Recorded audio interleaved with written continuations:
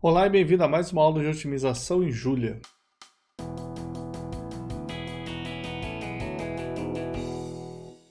Na aula de hoje nós vamos começar a trabalhar com restrições lineares de igualdade. E chega de conversa, mãos à obra.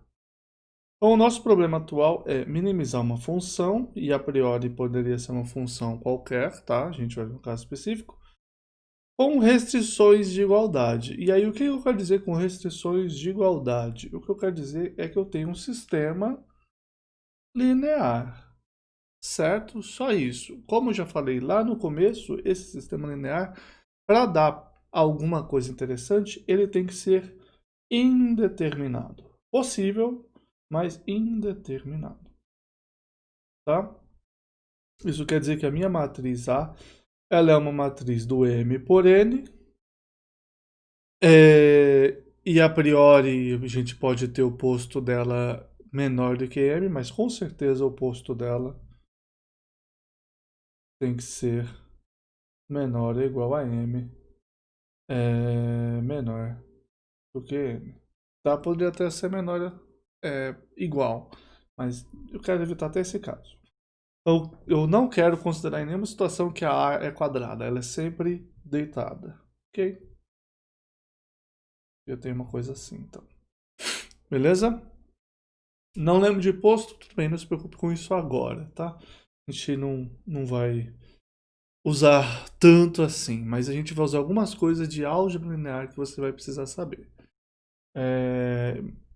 Se você não lembra de imagem, núcleo imagem, aí sim dá uma pausadinha e vai olhar, principalmente os exercícios do capítulo 1 da Ana.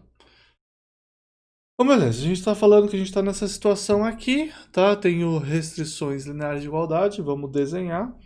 Se você tivesse em 3 dimensões, isso equivale a você estar olhando apenas para um plano, por exemplo.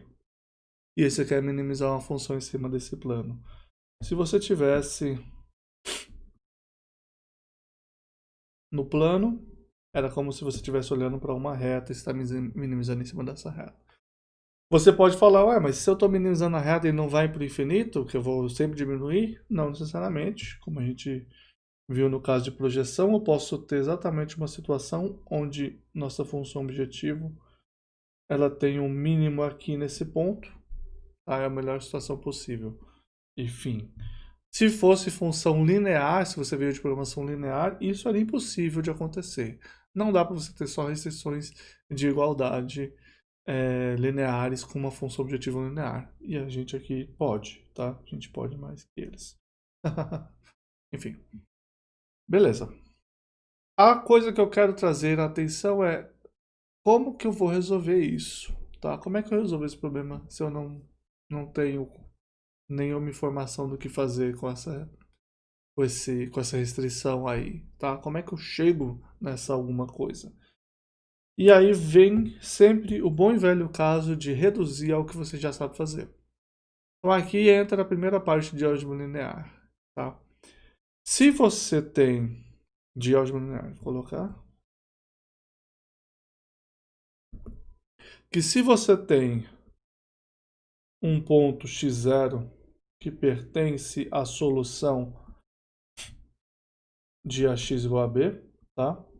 Então você tem algum ponto que pertence ao conjunto de solução de ax igual a b, que eu vou definir como S.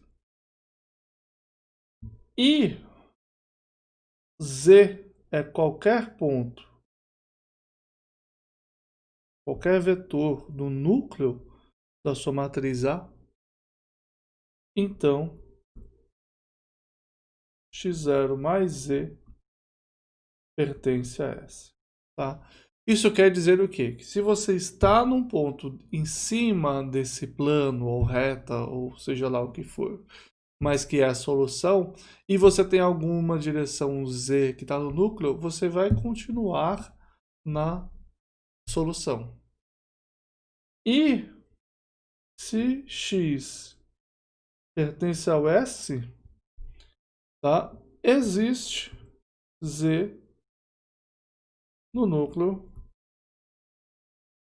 tal que x é x0 mais Z. Ou seja, é se e somente se. Então, se você está num ponto e você andar no núcleo, você continua na solução. E se você pegar dois pontos da solução, a diferença entre eles está no núcleo. Então, o núcleo, certo? Ele meio que descreve todo o seu conjunto de solução, tá? Obviamente, calcular o núcleo é caro, senão a gente não tinha nem nessa área. Mas, a priori, a gente sabe que, teoricamente, o núcleo descreve esse conjunto de solução. A gente ainda precisaria saber um ponto que seja a solução, mas uma coisa de cada vez. E aí, então, a gente tem a seguinte situação, que é, dado um x0, tal que ax ax0 é b, encontramos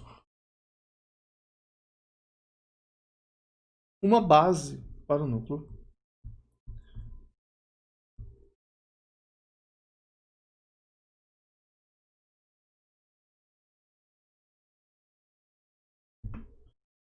Se esse Z1 até ZP, eu estou falando que eu tenho P vetores, tá? Então quer dizer que eu estou dizendo que a dimensão do meu núcleo é P.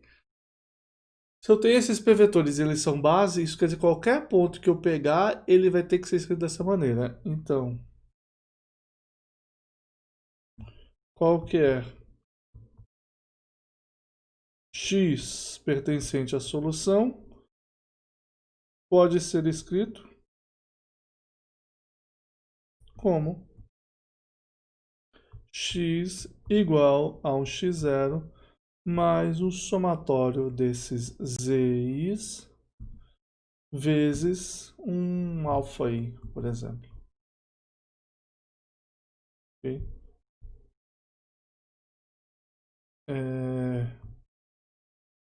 Para alfa 1 até alfa p, valores reais, que a gente a priori não sabe quem são, que não importa porque a gente só quer achar uma maneira de determinar geralmente quem são esses caras. Então eu estou falando que qualquer ponto que eu tiver x, em vez de olhar para a função de x, eu posso olhar para uma função de alfa.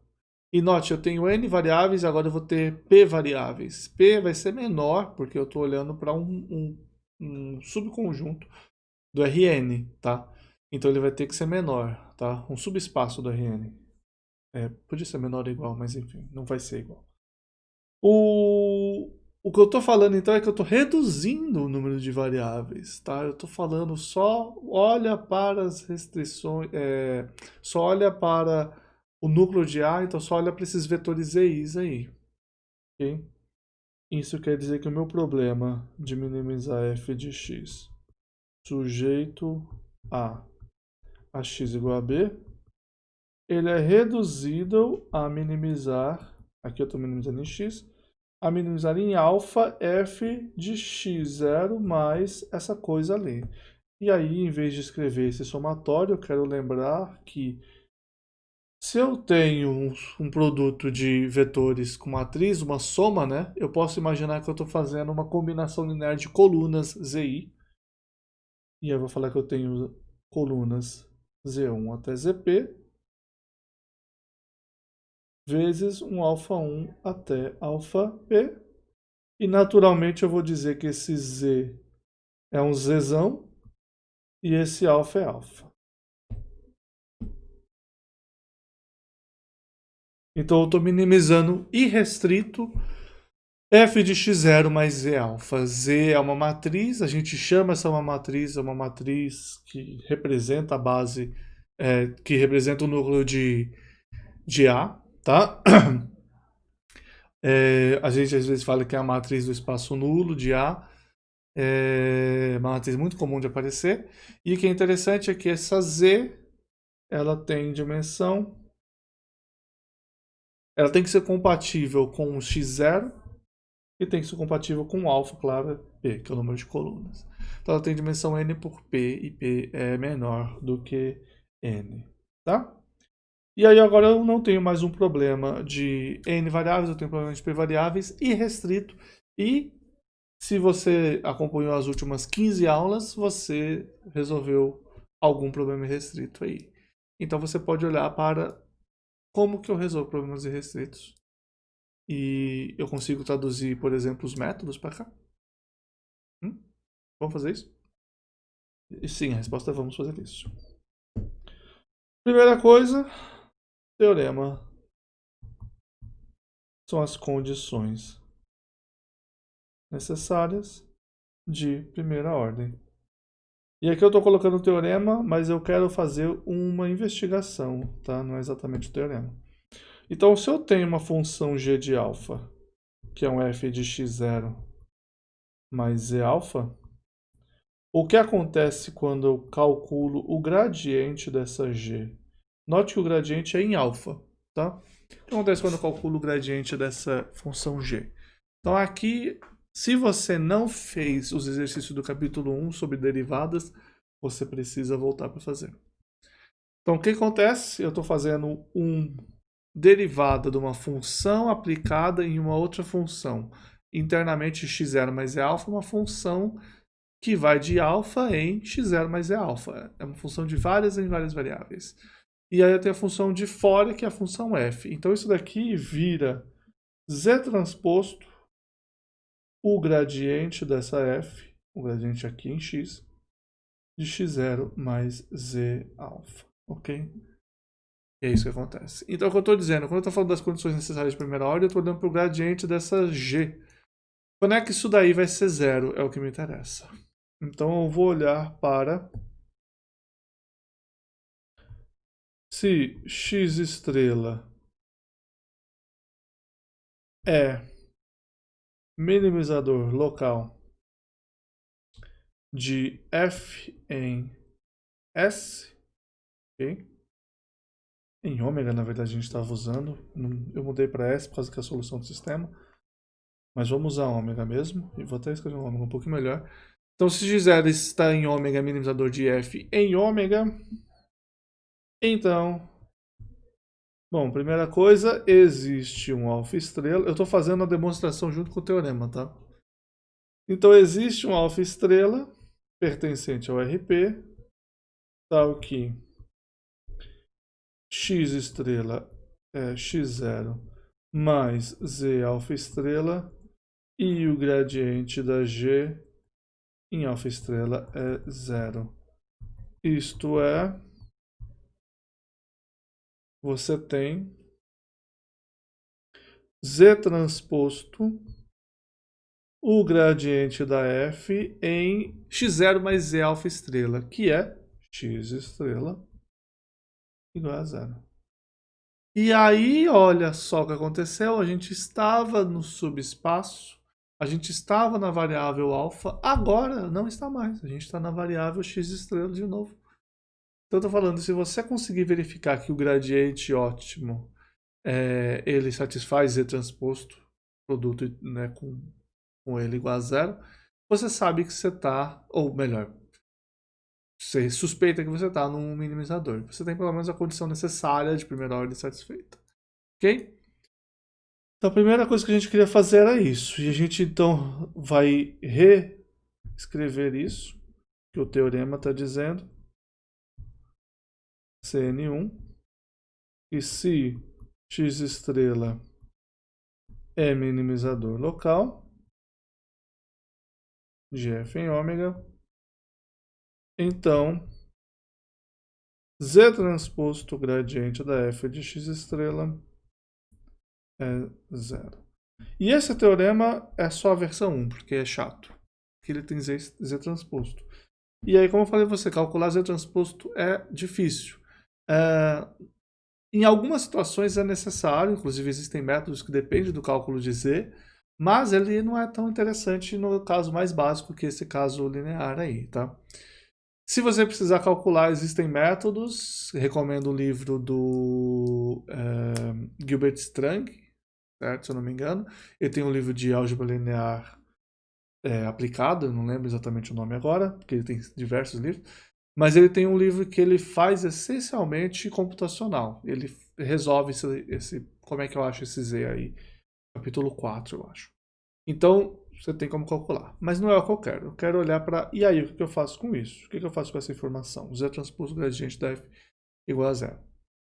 Acontece que z são os vetores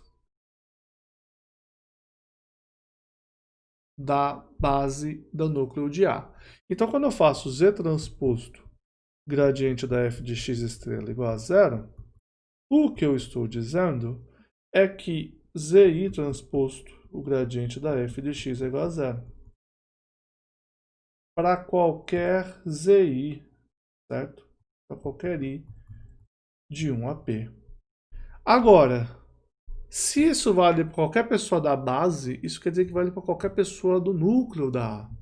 Então, qualquer z no núcleo da A, certo?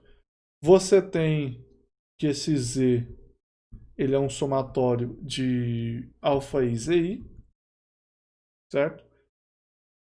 Daí, z transposto gradiente da f de x estrela é um somatório de alfa i zi transposto o gradiente da f em x estrela, que é zero para cada um deles, então é zero. Então, eu tenho que o gradiente da f de x estrela é ortogonal ao núcleo da minha matriz A. Talvez você já tivesse percebido isso, por quê? Porque quando eu estou falando da minha Z, e ela tem essa propriedade de as colunas serem a base do núcleo, a imagem da Z é o núcleo da A. Tá? Então quando eu falo Z transposto tem que ser igual a zero, talvez você já tenha percebido isso, enfim, não era nada tão fantástico. O que é interessante é o que vem depois disso. E o que vem depois disso é o seguinte. Por álgebra linear, tá? E aí eu vou colocar aqui o teorema núcleo-imagem. Um dos teoremas, uma das maneiras de você fazer o teorema núcleo-imagem é que você tem o núcleo da A faz soma direta com a imagem da A transposta. E caso você não lembre o que isso quer dizer que o núcleo da A é um subespaço assim e a imagem da transposta é um subespaço assado, que é ortogonal àquele subespaço da núcleo da imagem da A. Inclusive falo que é soma direta, enfim, tem mais coisa, mas foca nisso. E isso quer dizer então que se o meu gradiente é ortogonal ao núcleo da A, certo? E o núcleo da A ele é ortogonal à imagem da transposta, o meu gradiente está na imagem da transposta.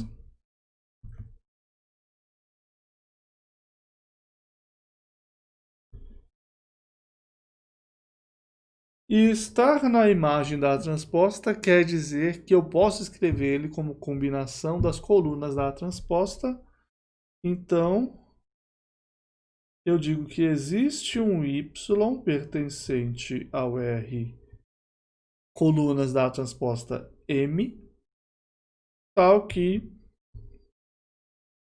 o gradiente da f de x estrela é igual a transposto y, ok? Beleza?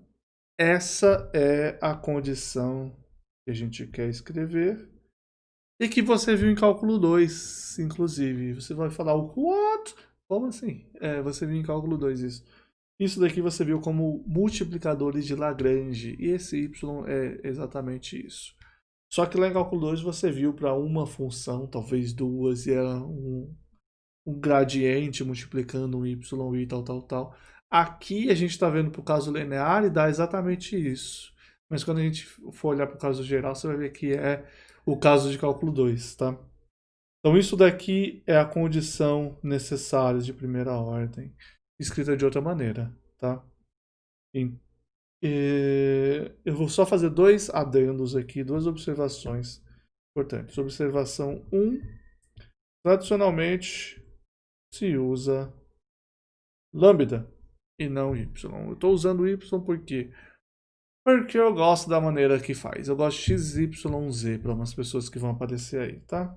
É mais parecido com a minha pesquisa, então é mais fácil de atrair gente. Então, tradicionalmente se usa lambda, tá? Não faz diferença, é só o nome. Observação 2. E essa daqui sim é uma observação interessante. Às vezes, escrevemos a condição como o gradiente da f em x estrela mais a transposto y igual a zero. É a mesma coisa, tá? Porque se existe um y, eu posso calcular um y barra igual a menos y, e aí eu jogo para o outro lado e vira a mesma coisa, tá? Então, resumindo de novo, condições necessárias de primeira ordem. Se x estrela pertence a ômega, é minimizador local de f em ômega, então existe y estrela no Rm, tal que o gradiente da f mais a transposta y estrela é zero. Beleza? Eu vou escrever assim porque, de novo, é uma escolha e vai ser legal na hora de fazer conta. Notação: y é chamado de vetor dos multiplicadores de Lagrange, ou os multiplicadores de Lagrange, ou y são os multiplicadores de Lagrange, só para simplificar. Não fale multiplicador de laranja, por favor, tá? É coisa do meu aluno. Então, beleza? Estamos aí, y multiplicadores de Lagrange. Temos a primeira definição aqui de, olha, tem que satisfazer isso daqui. E isso quer dizer simplesmente que na hora de resolver o problema, eu não estou olhando só para o x, eu estou olhando para um x e para um y agora que eu tenho que achar também, tá? Parece que o problema ficou exatamente o contrário do que eu estava querendo fazer. Eu falei assim, olha só, vamos resolver esse problema. Como? Pega x, que está no Rn, diminui para o Rp e resolve lá. Aí você, uou, felicidade. Agora eu falei, não, mentir. Em vez de ir para o Rn, eu vou agora subir e acrescentar mais m variáveis. Como assim? E aí? Por que você fez isso? Abel, você é louco? Talvez, mas uma coisa não quer dizer nada com a outra. Por que a gente está fazendo isso? Primeiro, teoria. Essa teoria está dizendo que isso daí existe. Isso é extremamente importante.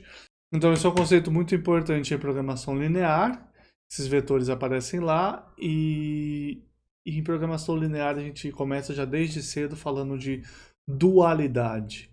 Tá? Em vez de você trabalhar com as variáveis x, que a gente está usando aqui, a gente usa variáveis y e possivelmente variáveis z, que são variáveis de folga lá para o dual, enfim. E esse problema é extremamente importante por vários motivos práticos, inclusive, não só teóricos, em programação linear. Aqui pra gente, quando for trabalhar com dualidade, é um assunto bem mais sério, bem mais específico, e no caso geral ele não é tão interessante assim, então a gente nem vai falar sobre dualidade na disciplina básica. Vai tocar, como eu estou fazendo agora, mencionar en passant. Mas o importante é multiplicador, são importantes esses multiplicadores de Lagrange, teoricamente. A segunda coisa é que, como eu falei, calcular o espaço nulo da matriz é caro. Então, uma alternativa é não calcular o espaço da matriz. Olha só. E dependendo de como você for fazer e o que você estiver fazendo, isso pode ser interessante. Pode ser que não seja, como pode ser interessante. Beleza? A gente já vai entrar nos métodos e vai discutir sobre isso. Então, a segunda coisa é o teorema da condição necessária de segunda ordem. Aqui eu não vou fazer toda aquela coisa de primeiro falar e aí depois definir. Já vamos direto que se x estrela pertence a ômega. Em cima eu não falei, porque como eu falei, a gente vai estar sempre trabalhando com a função continuamente diferenciável, mas em cima deveria ser fc1. Então, se x pertence a ômega e é minimizador local de fc2 em ômega, então existe o y pertencente ao RM, tal que o gradiente da fx estrela mais o y, o A transposto y seja zero, e, que é a parte boa, a hessiana da f é definida positiva só no núcleo da A. E como, enfim, a gente não definiu isso, eu vou escrever e já vou definir embaixo. É definida positiva em núcleo da A. E aí, isto é, se você fizer o produto interno Z transposto hessiana Z, isso daqui é maior que zero para qualquer Z no núcleo da A com Z diferente de zero. Beleza? Isso quer dizer que a matriz ela pode ser definida positiva, mas se ela não for, você olha só no núcleo e pode ser que ela seja. E aí valeu, tá? Então não é tão simples mais. Aqui falei errado, tá? Não pode deixar passar. É semi-definido, porque a gente está na condição suficiente. Semi-definida. O maior ou igual a zero. E aqui não importa se ele é zero ou não. Demonstração breve, sem entrar em detalhes. Tá? Um esboço para você acabar. Se você fez o exercício 5B, se você assistiu a aula 5B, você viu um pouco a demonstração, vai ser bem mais simples. Demonstração de novo, a gente está com uma g de alfa igual a f de x0 mais z alfa. Temos que o gradiente dessa g, o gradiente em alfa, é igual a z transposto, o gradiente em x de x0 mais z alfa. E a hessiana da g, de novo tem uma regra da cadeia aqui, vai ser z transposto hessiana da f, z. Isso quer dizer que a gente está falando da hessiana da g de alfa ser definida positiva. Tá? Eu vou escrever maior que zero para simplificar. Isso quer dizer z transposto a hessiana da f aqui em x estrela, em alfa estrela, e aqui em x estrela ser definida positiva. E o que quer dizer ser definida positiva? Você multiplica por qualquer vetor do mundo, tá? Qualquer vetor do mundo quer dizer um vetor, por exemplo, v no RP, e aí você tem v transposto Z transposto, hessiana da f em x estrela, ZV positivo. Beleza? ZV, como a gente já viu lá em cima, tem que ser alguém que pertence ao núcleo de A, então é exatamente o que a gente estava falando. Tá? É só isso. E de maneira similar, condições suficientes de segunda ordem, que se F é C2 e existe Y estrela tal que o gradiente da f de x estrela mais A transposto Y estrela é zero, o x estrela pertence a S e a hessiana da f de x estrela é definida positiva em núcleo de A, x estrela é minimizador local. Por enquanto é só para a teoria de problemas com restrições de igualdade. A gente volta logo mais, provavelmente já vai ter saído o vídeo com os métodos de restrições lineares de igualdade. Ok? Se inscreve no canal, deixa um like, compartilha, aperta o sino e deixa um comentário e compartilha no WhatsApp da família e tudo isso aí. Ok? Até a próxima.